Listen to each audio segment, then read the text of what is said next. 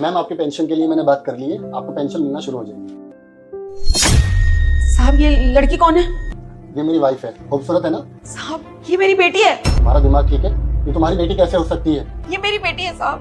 नहीं, अभी तो आपने मुझे बताया कि आपके परिवार में कोई भी नहीं है। मैं सच बोल रही हूँ, ये मेरी बेटी है। इसको 2 साल से ढूंढ रही हूँ। शहर आई थी पढ़ाई करने के लिए। मैंने इसको बहुत ढूंढने की कोशिश की, फिर मैंने ये सोचकर संतोष कर लिया कि शायद मेरी बेटी नहीं है इस दुनिया में। देखो मैं समझ सकता हूँ, आपकी अब उम्र हो रही है, अब आपको लग रहा होगा कि आपकी बेटी है। साहब आप कैसी बात कर रहे हो? एक माँ अपनी बेटी को नहीं पहचानेगी? आप एक काम करो, इसको आप यही बुलाओ, देखना ये पहचान जाएगी अपनी माँ को। मेरे पास इतना ज्यादा वक्त नहीं है कि मैं इनको फोन करके बुलाऊं, she is also busy.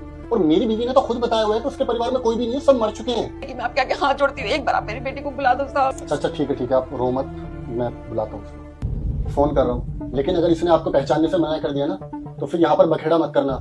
Hello, अच्छा तुम ऑफिस आ सकते हो, कुछ जरूरी काम था। तुम अंदर जाओ और वेटिंग एरिया में इंतजार करो। हाँ सैम, तुमने मुझे बुलाया? वो क्या है ना कि मुझे पर्सनली तुम्हारे बारे में कुछ जानना था, तो तुम्हारी माँ के बारे में जानना है। पूछ रहे हो? तुम मेरी माँ नहीं है, बचपन में ही मेरी मम्मी पापा का एक्सीडेंट हो गया तब। अपनी माँ को जीते जी मार दिया। तुम यहाँ?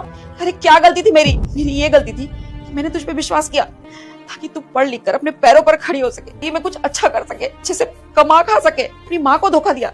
तुझे जरा सी भी शर्म नहीं आई होगी ना?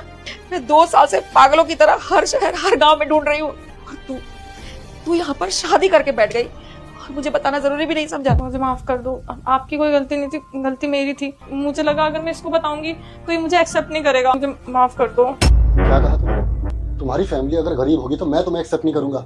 मैं तो ऑलरेडी लाइफ में अच्छा कर रहा था, तुमने ना झूठ बोलकर अच्छा नहीं किया। अरे जिन्होंने तुम्हारे लिए इतना सब कुछ किया, तुम्हें पाल पोस कर इस काबिल कर दिया, तुमको ही मृत घोषित कर दिया। कैसी औलाद हो तुम? शर्म आनी चाहिए। हमारी माँ की ये हालत हो चुकी है, पेंशन के लिए धक्के खा रहे हैं वो। मम्मी मुझे माफ कर दो, तो मैं आगे से कभी ऐसा नहीं करूंगी ना। तो जैसी लड़की को तो मैं जिंदगी में कभी माफ नहीं कर सकती। मैं लोगों के झूठे बर्तन मांजती रही, मैं घर में लोगों के काम करती रही, पर तूने क्या किया? मुझे धोखा दिया, अपनी माँ को। साहब मुझे कोई पेंशन नहीं चाहिए, लोगों के झूठे बर्तन मान लूंगी, नहीं हुआ तो मैं भीख मांग लूंगी। कि ऐसी औलाद होने से तो अच्छा है कि औलाद ही ना हो।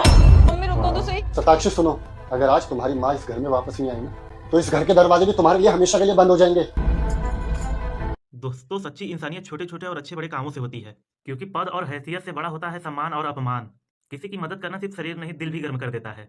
दोस्तों, अगर आपको हमारी ये वीडियो अच्छी लगे तो हमारे वीडियो